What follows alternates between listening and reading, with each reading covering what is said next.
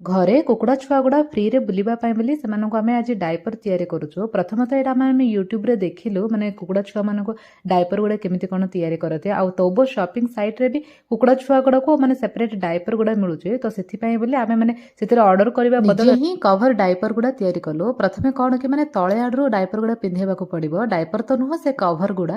ଆଉ ସେଥିରେ କ'ଣ କି ତାଙ୍କର ଯେଉଁ ମାନେ ଦୁଇଟା ସାଇଡ଼ରେ ଦୁଇଟା ଡେଣା ଥିବ ନା, ସେ ଡେଣା ଭିତରେ ରଖିବାକୁ ପଡ଼ିବ।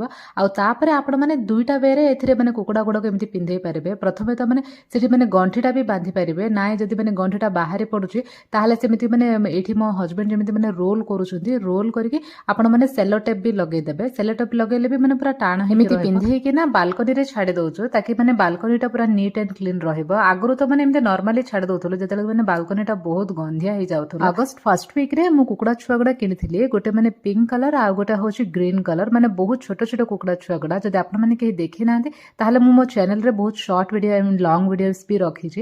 ଆଉ ଆଜି ଦେଖିଲା ବେଳକୁ 4 ମାସରେ ଏଇଟା ମାନେ ବହୁତ ବଡ଼ ହେଇଯାଇଛି।